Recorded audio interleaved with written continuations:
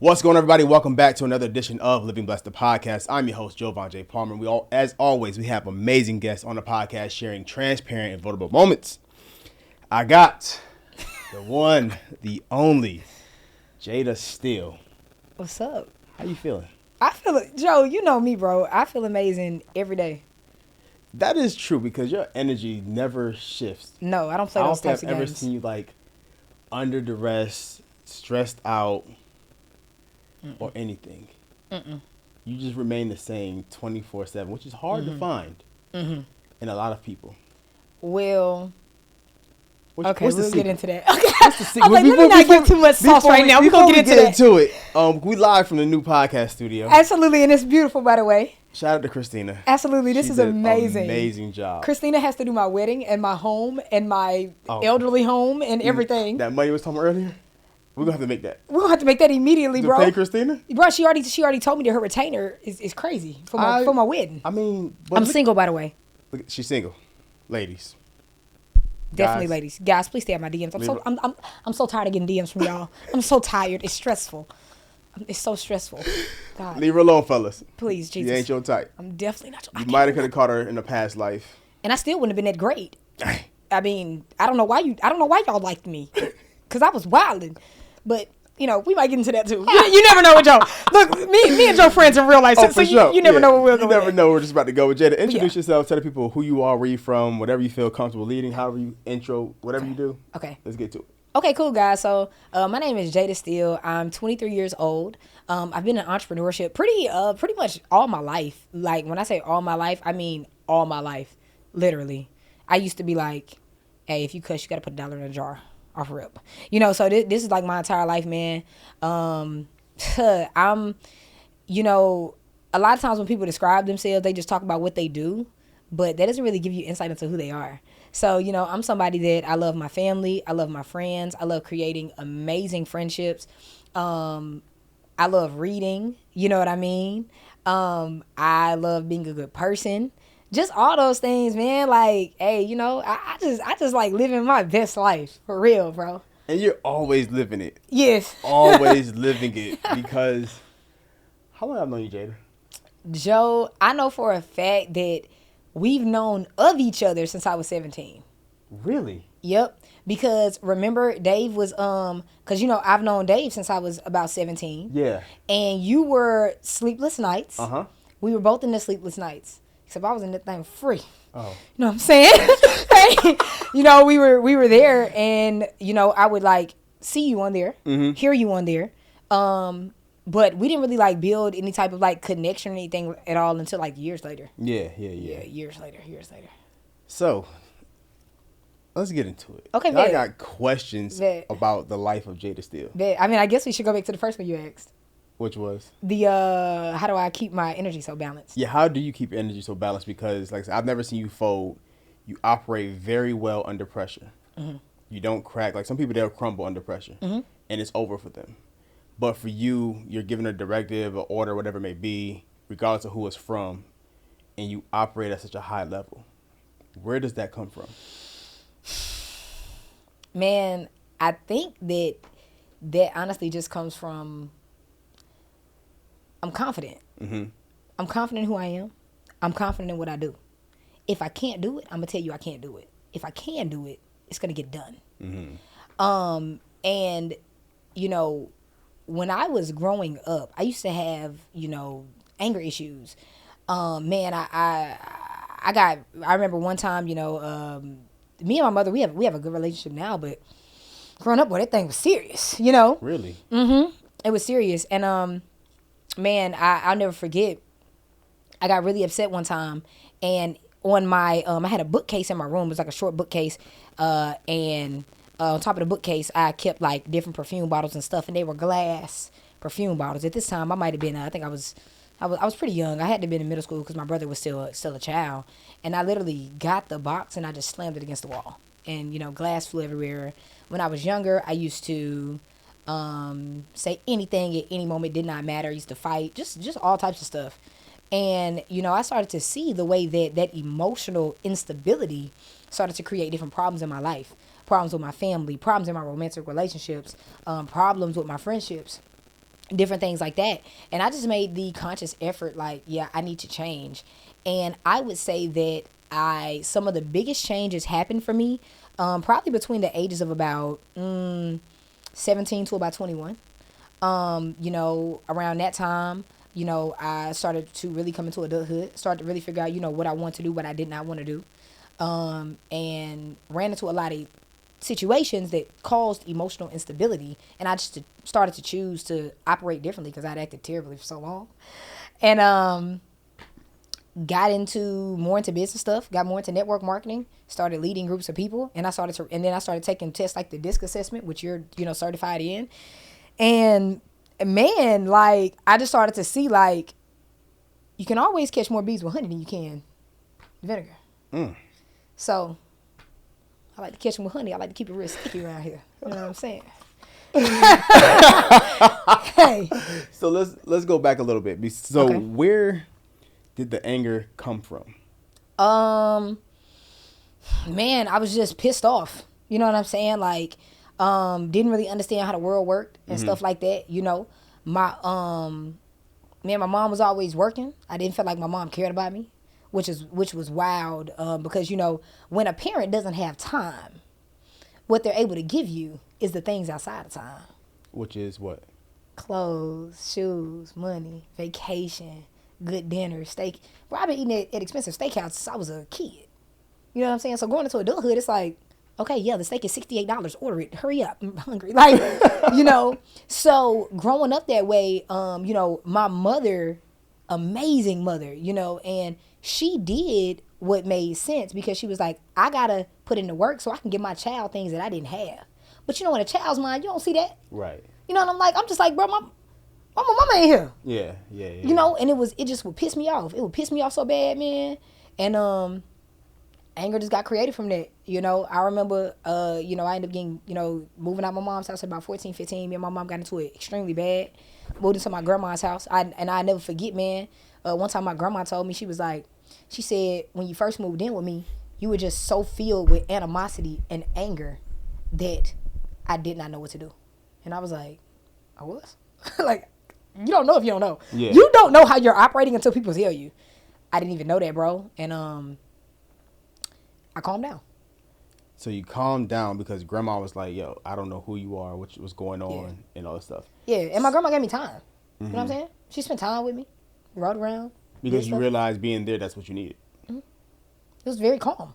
Calm like a grandmother's home. Yeah. So when did you realize that not being at home with mom, but being home with grandma was a space for you to be long term?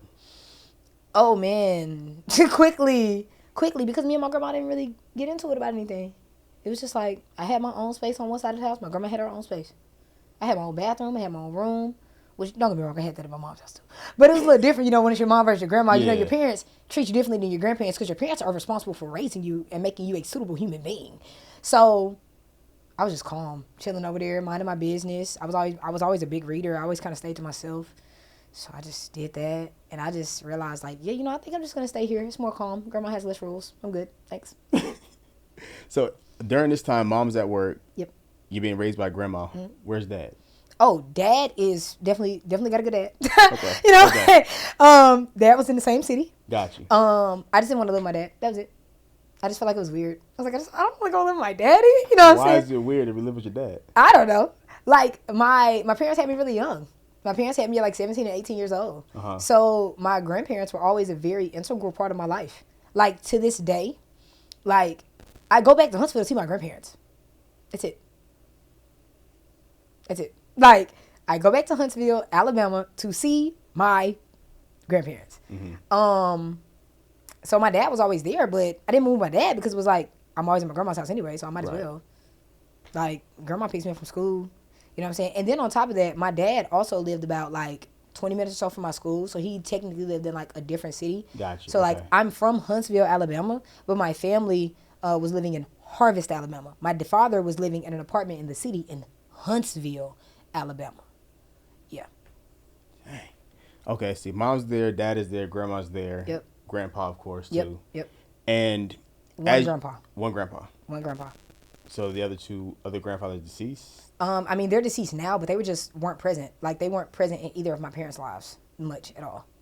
How do you feel that affected your parents and you? Oh, boy. I know for a fact that affected my mom. Because, well, now, my Nana, which is my mom's mom, and my papa, which is my mom's dad, like, I guess that's technically her stepdad. Mm-hmm. He was there the whole time, like, throughout her growing up and stuff.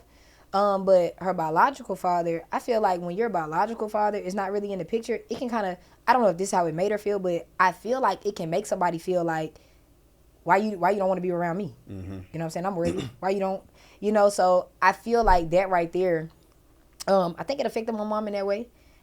Probably, maybe.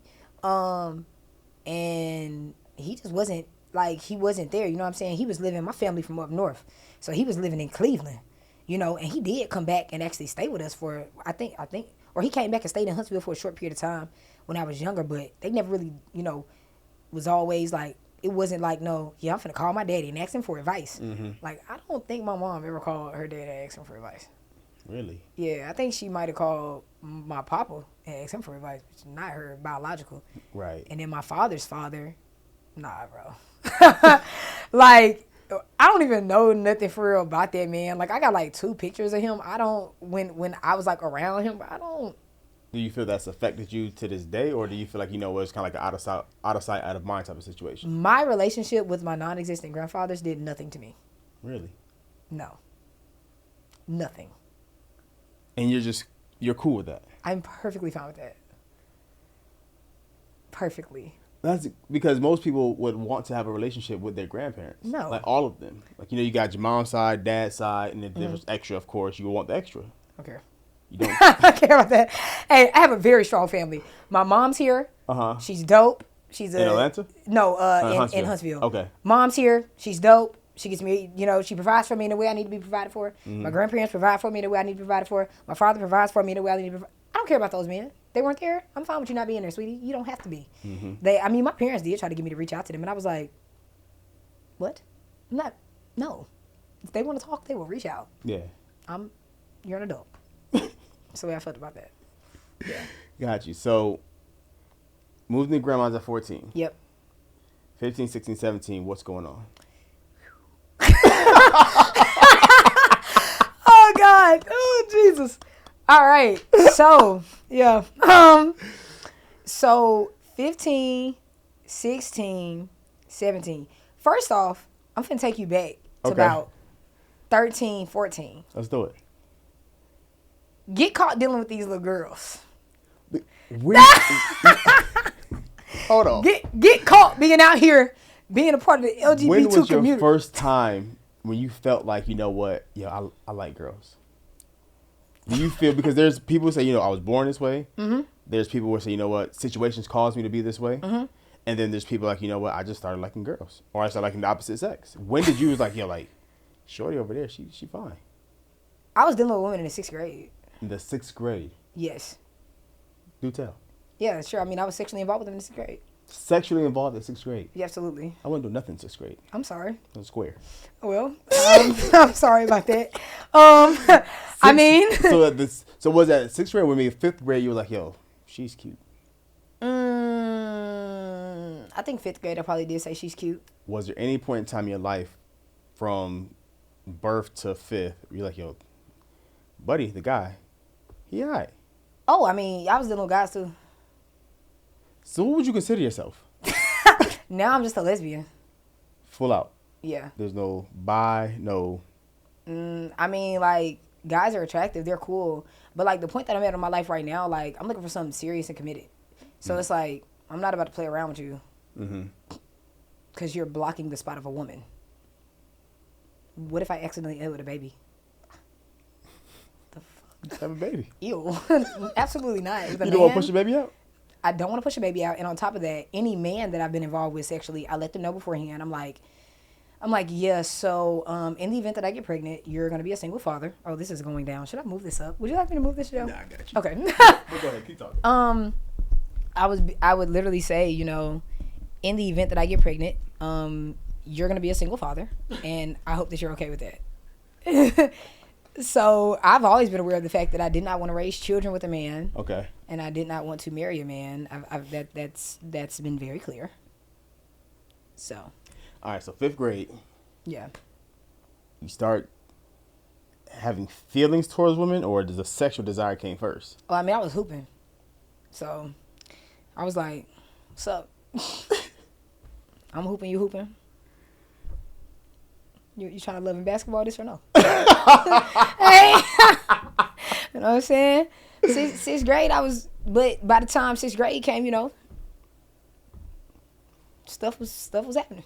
I was like, that's cool with me. Okay. Stuff was happening. Stuff was happening. Sixth grade and on. Yeah, bro, I was out here. I was out here, bro.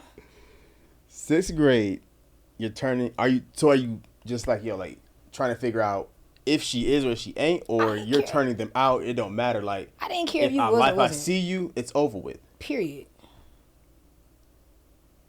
Where did that confidence come from? Because a lot of people would struggle with, if they're, it's a guy, he's gay, he's trying to, approach a guy. If a girl, she's gay, he's trying to approach a girl. Yeah.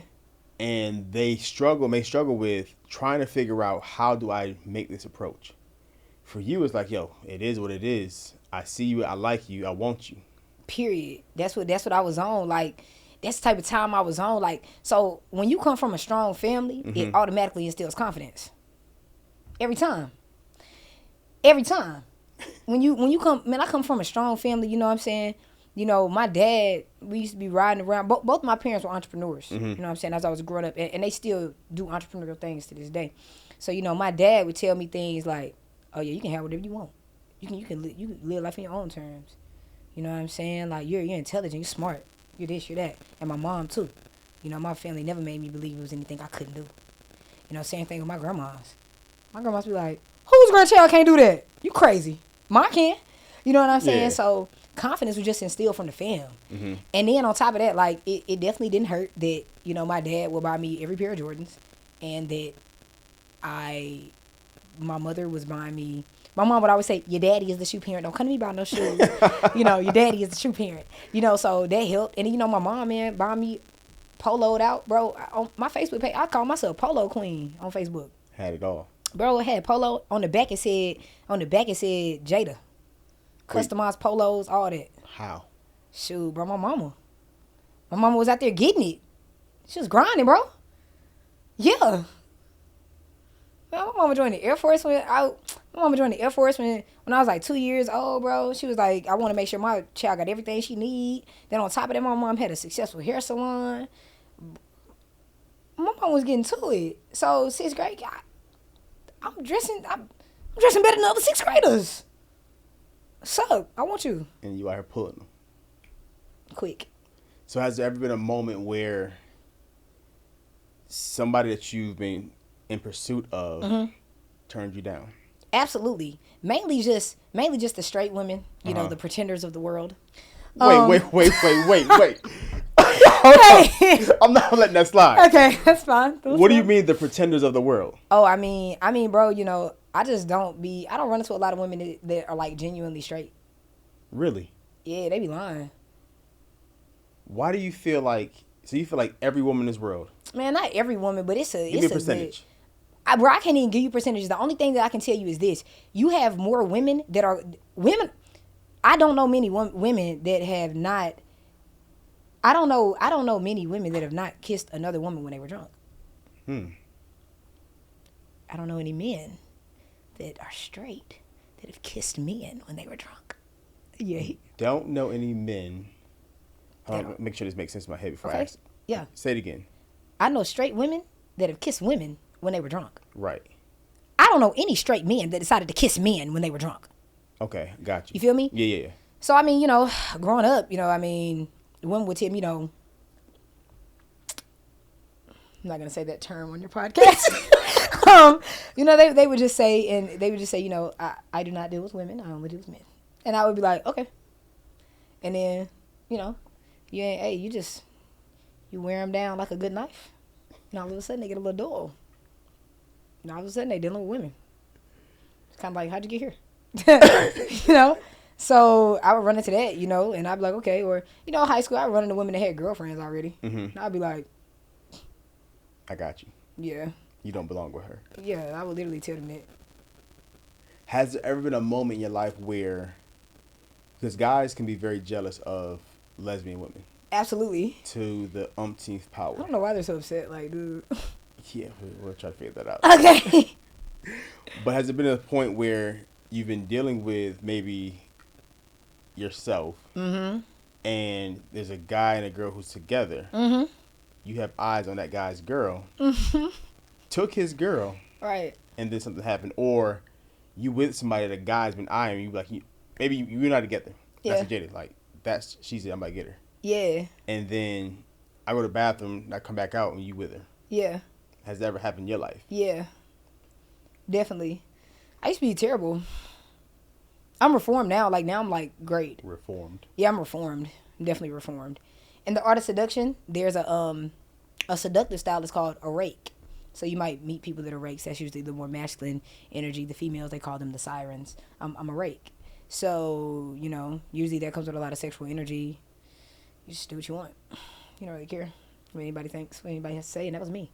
Like, okay, you're in a relationship. Okay. What that mean? What does your relationship have to do with us? We're not talking about that right now.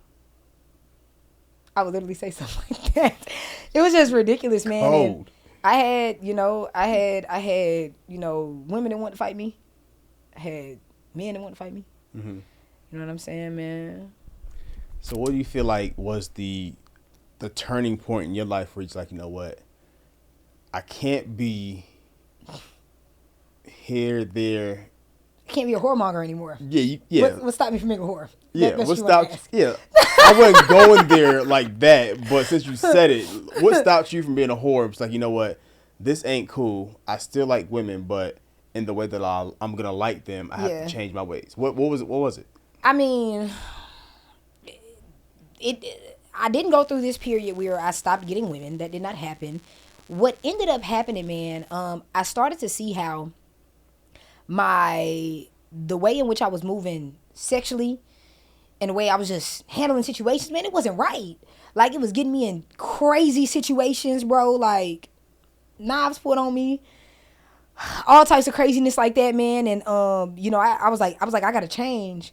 And on top of that, you know, I date amazing women. They weren't bad women, you know. So I realized, like, you know, what I actually want to. I know that I want to do something more long term, and I just started to mature. And I knew I wanted to get married young, and I knew I wanted to. You want to get married young? Yeah. How young? I'm 23. I want to be married by 25. He has some work to do. Oh, the work's done. The work's being done right now. I'm not talking about. So he's got a situation going on. I mean, listen. What I'm saying is that I meet great women.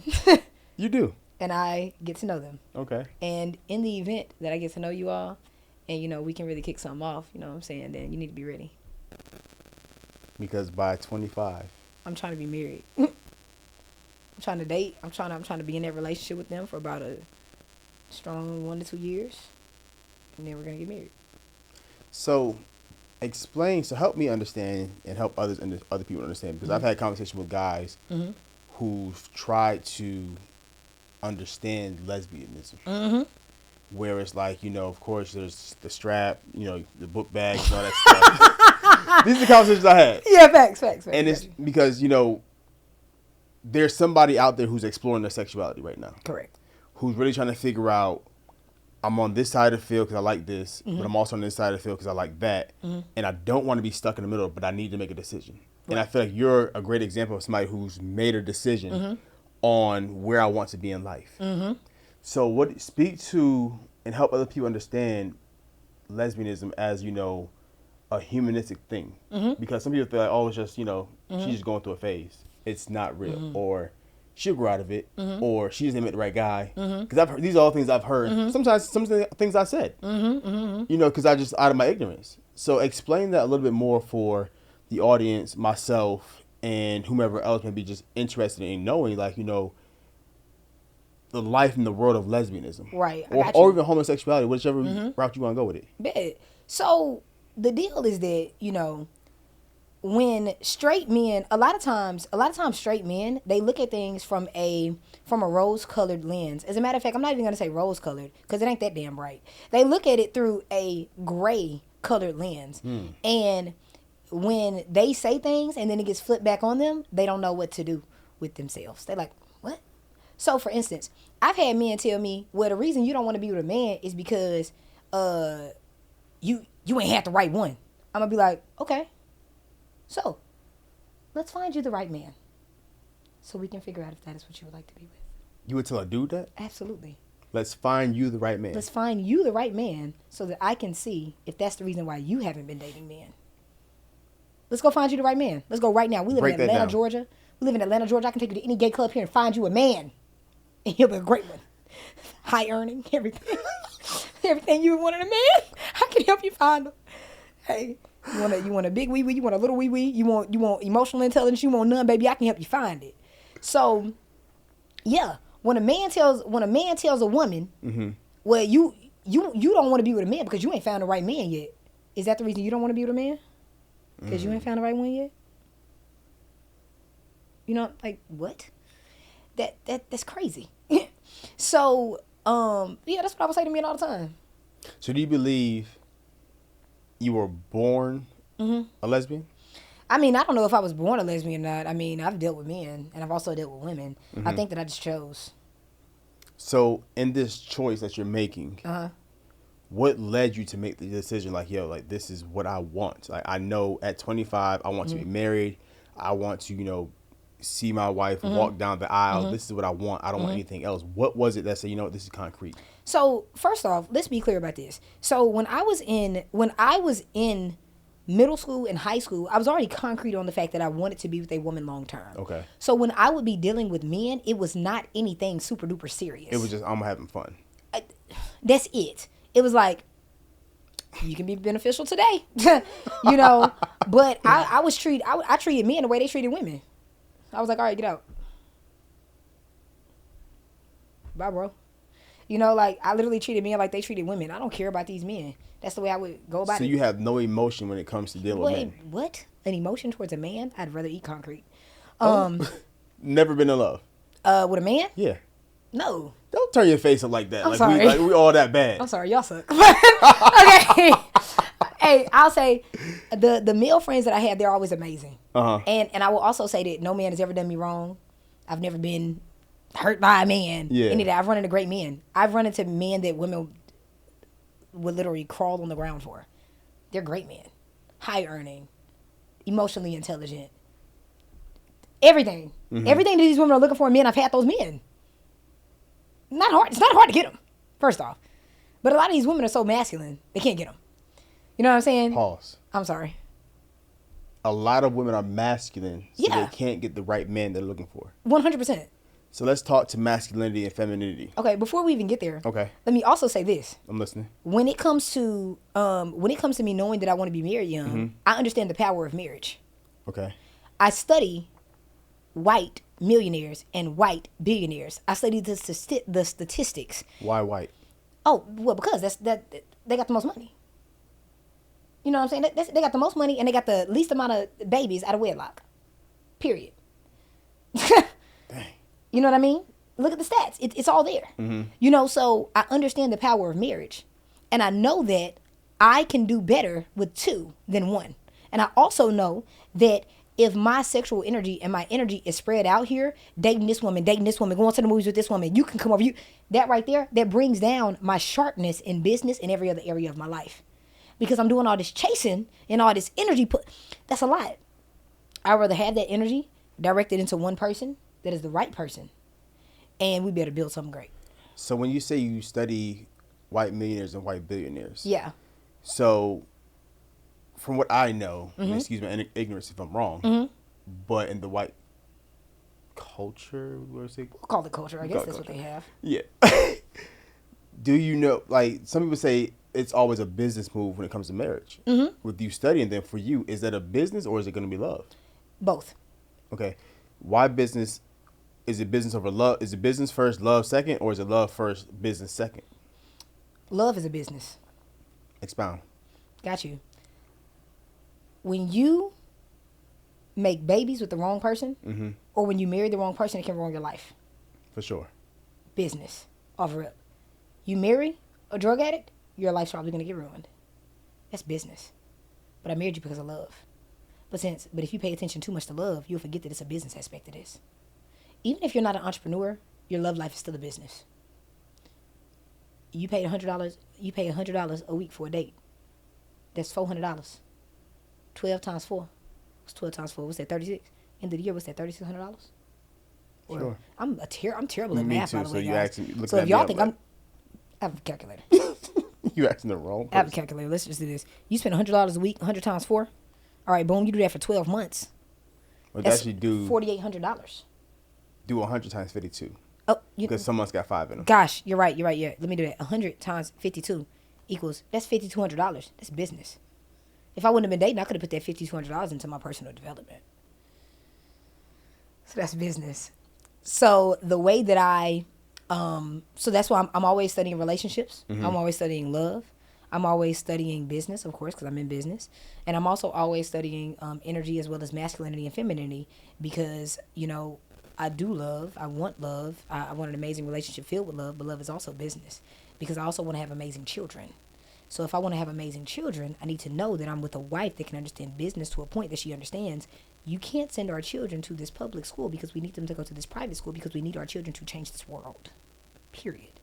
So you just got to find a good balance. Sometimes it's hard. Sometimes the love life is going to be popping and the business, y'all might not be as good on business as y'all could be. Sometimes the business life popping and y'all love life not where it could be. So you got to, life is about seasons. So you got to pick seasons which one's going to take over what. Yeah. Like I said, I date great men and great women, man. No, that was real. Yeah. Like, I never looked at marriage in that aspect of it. Yeah. I looked at it because, of course, I was raised in a marriage of love. So love must come first at all times, regardless. Right. But the way that you broke it down, there's points and times where sometimes love has to take a back burner to the business of the relationship. 100%. To ensure that the home is taken care of, the wife or the husband's taken care of, the kids are taken care of, the cars are taken care of, anything else that's connected to you is taken care of. Absolutely. So that's how you're looking at it. So you spoke earlier about masculinity and femininity. So that's a big term. Those are some big terms that's been floating around lately in the world of relationships. And you said, do you believe, I don't know if you said this, I'm not correct if I'm wrong, but you said women are too masculine? Yeah, a lot of women nowadays, they're too masculine, but they're looking for a masculine man. What is he going to do with you? He can go get a man. Be a woman. Be a woman. A lot of women, what they end up seeing is, they end up seeing their man do something, or if you're a lesbian. And, okay, so this is what we're going to do. Instead of using man or woman, we're just going to say masculine and feminine because there's feminine men that are very straight. For sure. If you're a feminine man, it does not mean that you are a gay man. Yeah. You're with a more masculine woman, and it doesn't mean that she disrespecting you, calling you, no. They got to do their own research on that. Some good books for you. The Way of the Superior Man is a good book. Getting to I Do is another good book. Intimate Communion is another good book. Studying Kevin Samuels is a good person to study, and studying April Mason, those are good people to study, and it's also some more teachers as well. So y'all can go study that. But yeah, a lot of women they just end up, being way too masculine because they think that what they bring to the table is the same thing that the masculine energy brings to the table, and it's not. The feminine energy and the masculine energy bring two completely different things to the table. So feminine energy, they need their feelings to be cherished. Yes. Masculine energy needs their ideas and their thoughts to be respected. Correct. So, what we're running into a lot of women are wanting their thoughts and their ideas and all of this to be respected, and they're also wanting their feelings to be extremely cherished. And it's very narcissistic because you don't see no men out. You got women out here that are saying, well, I would have been more feminine if he would have did da da da da da. Well, you don't see no men out here talking about I would have been more masculine if she would have been. No, because if he's a masculine man, he's a masculine man. It's like, we're not about to talk about this. Or if that's a masculine woman, that's a masculine woman. People just got to decide where they want to fit it and where they want to be and walk in it. If you are a more masculine woman and man, I'm trying to run this bag up. You know what I'm saying? I don't necessarily want to be that mother that's always focused on my babies. I'm trying to run that bag up. Sweetie, you're probably masculine as hell. You're not about to. It's gonna be difficult for you to get out there and go find a man that's got that same exact mindset because y'all are not sexually polarized enough. Y'all are the same. You working at 10 p.m. and he is too. And there's got to be somebody who pulls one away from the thing that has the most attention. You feel me?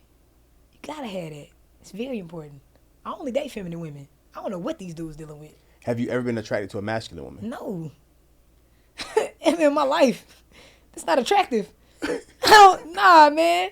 Listen, I've never been attracted to a masculine woman energy-wise or physical appearance-wise. Because, just because masculinity and femininity is nothing but energy. Right. So from an energy perspective, nah. It didn't attract me. How you gonna attract me? And you me? I'm attracted to the opposite of you. Has masculine women been attracted to you? Yes. And I'd be like, baby, this will never work. in your life. This will never work in your life. Yeah. You know what I'm saying? Or, I find myself, I get to know them. And then that's when more of that masculinity will come out. And I end up unattracted. I'm like, this is a little weird. So what does ending a relationship look like for Jaida? Oh, I mean, well, so I don't get into a whole lot of those. Or a situationship. Okay, there we go. So, so I had relationships in high school, and then I've had 2 women that I've taken like very serious in adulthood. Let's talk to the dogs. High school, we can't count those. Okay, bet we freaking don't count them. Those were just like experience chips. Absolutely, and I was a big reader then too. So a lot of the knowledge I have now, I had that back then too. So I was still operating within it. I was just immature. Now I'm mature. All this knowledge, you don't know what to do with it. Absolutely, I was just. Do you feel like you're a little beyond your years? Oh yeah, I'm definitely supposed to be dating somebody old. I mean, I'll accept somebody young if they're mature. You know what I'm saying? Like the young lady I'm getting to know now, she's actually younger than me, but she's extremely mature. I love it. It's great. Okay. You know what I mean? I'm still single though, so. But. So how does that work? What you mean? I mean, we got a situation going on. Yeah. Is there like, yo, hey baby, is there mutual understanding, or is it like, yo, I'm still out here? No, we're just gonna know each other. You know what I'm saying? We're still gonna know each other. So she says, yo, I'm getting to know you. Yep. But shorty over here has also got my attention as well. You okay with that? Yes. Why? Because we're dating. Only in relationships do people believe this is not supposed to be a competitive world. It's crazy. I'll just beat them. It's fine. I'll just beat the competition. It's no big deal. So you don't see anything or anybody as competition? I mean, I see them as competition, but I'm just gonna beat them. I mean, they're there. Like, they're clearly humans. Yeah, I don't really care about them. They're not. They're there. Okay. But I'm going to beat them. Okay. Has Jaida's heart ever been broken? Yeah. Yeah, man. I had a relationship. It was an ongoing relationship for about, we were on and off for about 3 years. I had ended up doing some BS, and the relationship ended. And then she went and she started dating somebody that I was friends with. They were in my network marketing organization, and that was like the worst heartbreak I ever had in my life. Really? Yeah, man, that really changed the game for me. That is the I pretty much really calmed down my lifestyle in terms of just pretty much doing anything and everything that I want to do. I calmed that down about like 2 years ago, and it was that was one of the reasons. I really calmed it down. That little boy. I was like, I hate it here. Go into it. So yeah. What was the heartbreak like for you? Man, it was terrible. I feel like my heart had been ripped out of my body. Literally. And the first time in your life ever experiencing this? Absolutely. Do you feel, because sometimes people run into situations where, I was talking to this guy earlier today, and he had got shot.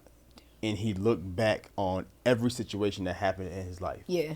And like, maybe it was this situation, maybe it was that situation. Yeah. Do you feel like there was some situations back in your life where he's like, you know what, this happened because of that or this?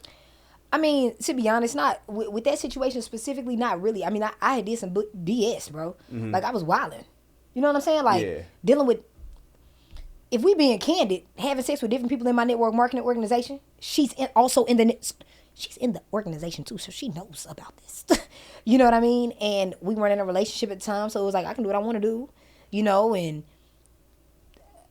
I'm dealing with somebody, then she started dealing with somebody. I'm like, oh, how dare you? You know, and then she ends up getting into an actual relationship with that individual. And I was just like, dang, bro, like, I didn't expect that. And she was like kind of doing like this back and forth motion with the both of us. And that really messed me up. It messed me up, bro. So, because you feel like what? Eventually she's going to just make a decision. Absolutely. And she's going to land back home. I mean, I thought she was gone. I thought she was gone, man. After that situation, she actually ended up coming back. You know what I'm saying? But we just could never make it work. She's an amazing woman. She's an amazing woman, though, to this day. I think she might be talking to somebody now, in a relationship now. Somebody called me the other day and told me. So how do you feel about that situation? To this day, like, how do you feel? I don't care. You don't care? No, I'm over her now. No, because there's some people like, that's the one that got away. No, she's not the one that got away. She was just a great woman that I dated. Do you believe in that whole saying that's the one that got away, or is it just more so like people just messed up and they're just people that just come and go? People come and go, man. People come and go. People come and go. Do you feel your heart is hardened? No. No? No, I love. In relationships, I'm extremely romantic and everything. What's crazy is usually every time I end up getting with somebody, they be like, wow, you're completely different than I expected. And I'm like, I know. How's your mental health? Amazing. Has it always been this way? Yes. Sometimes it does get a little off. How do you know when you're off? Because, of course, I believe like you're one of the people who knows himself through and through. So what does an off day look like for Jaida where it's just like, I just can't shake this? Bro, I'm just down on myself. You know what I mean? Like, just looking at social media and stuff like dang, dang, I remember going to high school with you and, you ended up deciding that you wanted to go to college. I decided I didn't want to go to college. Now you got this cool job and you able to travel all the time and you got the car that I want. And you know what I'm saying? It'll be stuff like that. So for me, I usually get down like that about like more materialistic things. Usually not nothing like just, yeah. Do you feel like you get down about materialistic things because of childhood? In the way that you were brought up, because like things were kind of just handed to you, like like mom was taking care of you clothing wise, dad took care of you shoes wise, grandma took care of you in the home aspect of things, or nah, bro. I honestly just feel like because I just know what I want. That's it. Like I just know what I want, and it just makes me be like, I want that. I be working hard. I need that, It'd be like that. So, so yeah, but that's it, man. Like it'll make me feel that way. That's the only time like my mental health will be in the gutter. Or like when so basically like just comparison that'll get me sometimes, and then other times it'll be like I'm just like like if I'm having like a bad month in business, that'll do it. That'll make my mental health do a little, boy. I'd be like, what the heck?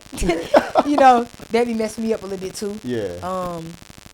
But that's usually lasts like a few days. It's not like I'm having like I've only had one depressive period in my entire life. What was this? This one I was working at Verizon Wireless. Okay. And I just felt like the work environment and the culture wasn't what it needed to be. And I just hated my life. I was like, I hate this. I hate being here. I hate coming here every day. I just hate this. That was the only time, and I left shortly after that. So what was your mindset like during that period of hating job, hating life? What was your mindset like? Where was your mind at? It was just like slept all the time. I was like, I don't want to do nothing. Like, that's where I was like, I just don't want to do nothing, bro. So what I ended up doing was, it was crazy. I told my family this a few weeks back. They was like, what? But I ended up pretending like I wanted to go to college. Did you go to college? I mean, I dropped out 3 times. So at this time I'm working at Verizon. I started working at Verizon fresh out of high school. My grandma told me, I graduated. Well, I had always seen this lady at my church. She drove a Benz. She always had all the Jordans. I was like, hey, what you do? I want to do whatever you do. She started working at Verizon. I said, can you get me a job at Verizon? She said, yeah, I can get you a job at Verizon. I said, okay. I said, what I got to do? She said, well, first off, you got to be, she said, you got to be 18. I said, not that. I said, okay. Then she said, well, you'll get there. I said, okay. I can turn 18. That's no problem. As long as I still live, I'm going to be there, And, man, started working there. It was like, this is cool. And I forgot where I was at. So, I'm just going to say this, So then I ended up deciding I ain't going to work there no more after about a year and a half. So I started pretending like I wanted to go to college because I knew that if I went to college, then I knew that my family would at least pay some of my bills since I would be a college student. I said, okay, if I go to college, I can get out of work. So that's what I did. I just went to college. You're pretty savvy. Yeah, you know, I'm able to move and shake in these streets. Yeah. Went to college, man, and started network marketing the month before I went to college. No, started network marketing the same month I went to college. And how do you feel like network marketing has been transferable to you in life, business, relationships, and stuff like that? Marketing, leadership, building a culture, building a team, understanding different personality types, understanding humans, understanding, you know, what it actually takes to build something. Man, network marketing did everything. It did everything. Man, it did everything, bro. It introduced me to some of the most amazing people I've ever met in my life. The best friends that I still have to this day are from network marketing. It was my first time I ever met people that thought like I thought. I was like, y'all exist? I love y'all. Like, I've met some of my best friends to this day. I ain't been in network marketing in years. I still talk to these people every day. Hey. Network marketing did everything for me. Jaida, you're a dope individual. Thanks so much, Joe. You know, I try to be, man. You dope, too. No, I appreciate you. Yeah, absolutely, bro. I appreciate you. I frequent you the long way, big dog. Absolutely. So, we're going to close this thing up, wrap it up. I bet. Do a quick commercial real quick. Cool. And then I want you to close us out with some words of wisdom, because I know you got it. Yeah. Help somebody who's struggling with their confidence. Okay. Their thought process. Okay. Their mindset. Okay. And their love life. Bet. Because I feel like we touched on all four of those topics throughout this did. podcast episode. Mm-hmm. And there's still somebody probably just still struggling on the fence about one of those four topics. Okay. And I want you to get them over the fence. Okay. All right. Cool. So this episode is sponsored by the Embolden Institute. It's a space where I send out daily messages of hope, aspiration. Get on my text line 404-476-6780. That's 404-476-6780. Text me the word heal for all things healing. Text me the word affirmation or affirmations if you need the S on the thing. Text me the word affirmation for daily affirmations Monday through Monday, actually. 7 days a week, 365 every day, 10 a.m. EST. As long as the time don't change, we in there every day. Text me 404-476-6780. Jaida, close us out. Well, first, let me ask you this. I'm listening. Do you have any specific questions? I think I asked everything I need to ask. Okay, bet. Man, as far as, you know, the words of wisdom on those topics, I would say the most important thing is know thyself. Mm-hmm. That's more important than anything in this world. Because when you know yourself, you're able to make, you know, decisions a little bit differently. But when you don't know yourself, it makes you follow other people and do what they do. For sure. So I would definitely say know yourself and always be open to learning. So one thing about me, you know, one time somebody said, how you always know the answers to the questions that I ask you? I said, because I'm only going to tell you what I know about. Mm-hmm. So you're either going to be somebody that knows a lot or somebody that don't know nothing. And I ain't the person you can come to and say stuff like just random stuff that you ain't got no facts behind. So anything that I say, I have factual evidence behind. Really? You know, so know thyself. Always be open to learn. Don't ever think that you just know so much that you don't have to learn. I learn every day. I'm learning every day for at least an hour a day. Every day. I don't care. No ifs, ands, or buts. I don't care. Always learn. Always be confident in yourself. And if you are not confident in yourself, figure out where's that lack of confidence stemming from and figure out how to go get that confidence that you need. People only respect somebody that's confident. You know, Rick Ross is a very confident man. And guess what? Rick Ross has probably been with some of the baddest women on this earth. You know, it all stems from confidence. You know, that dollar bill helps a little bit too. Oh, for sure. Helps for sure. You know, get you some money, period. Please. That's important. And, you know, when it comes to your love life, most importantly, man, understand what you want, understand what you're looking for, understand how to set boundaries. And one of the most important things I could tell anybody, I wish I would have brought the notebook, but I write letters to my future family. I write letters to my future self. I write letters to my future wife. I do all that. And on top of that, I write down the things that I'm willing to, that I need to improve upon so I can be who I need to be for that family and for that wife. And I also write down all the characteristics that I'm looking for in that wife. So there's no confusion. There's no confusion when I meet a woman because I know what I'm looking for. Damn. A lot of people don't do that. I ask people all the time, like, I'm about to start doing that. You got to do that, bro. Why? What's the importance of it? Man, Joe, the importance of writing that stuff down is that it immediately shows you who to qualify and who to disqualify. Okay. Immediately. Yeah. Dating is a game of disqualification. That's what dating is. So since I know that dating is a game of disqualification, I put down what I want you to have. So some of the things that I have on this list, she needs to be feminine. She needs to be kind. She needs to be emotionally intelligent. She needs to be fit. She needs to be healthy.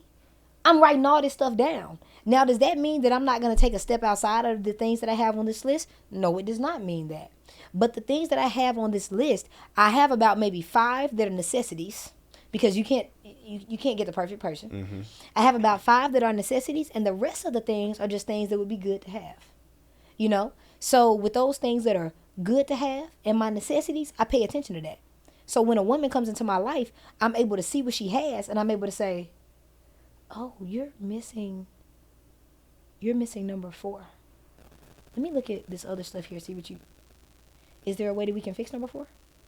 Well, I'm not dating anybody that I automatically feel like I have to fix. So if you don't fit my 1 through 5, I can't do it, because I fit your 1 through 5. I'm going to make sure I fit your 1 through 5. Yeah. I need you to fit my 1 through 5. Are you goal oriented? Oh, you're not goal oriented? I'm sorry. You're beautiful though. But I got a friend for you. You know, you just can't be with me. It's not saying I need this woman to work all the time, because I don't. I just need you to be goal oriented. Do you have goals for your health? Do you have goals for this family? Do you have any goals? That's important to me. So I do my 1 through 5 for my necessities, and I got my list of stuff that would be nice to have. And I go by that thing, man. The necessities don't shake. Nah, heck no, they not shaking. They will never shake. Ever. I done did too much I will say this. I've done so much self-work over the years that the self-work that a lot of individuals start doing in their 30s, I started that self-work at 18. So it's now 19, 20, 21, 22, 23. That's 5 years of me reading and implementing on relationships and love languages and masculinity and femininity and sexual energy and all this. That ain't it don't change. I know what I need. You good, Jaida? You gotta know what you need, Joe. For sure. I need you to make your list, bro. I'm about tonight. Make your list tonight and write a letter to her. I don't care what these people believe in, whether it's God, tree bark, whatever, the universe, whatever you believe in. Yeah. You need to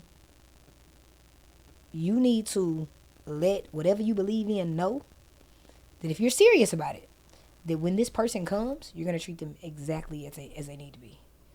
So in the letter that I've written, that's what it's talking about. And this is the same letter that the day that we get married, this is the same letter that I'm going to be reading off from my vows. So it's 1 letter. 1 letter. I'm 23 years old. It's already written, and I already know who's going to plan the wedding. Christina, I have money for you. Jaida, appreciate you. Anytime, man. Another dope episode with another dope person. Hey, I tried. We are out. Peace.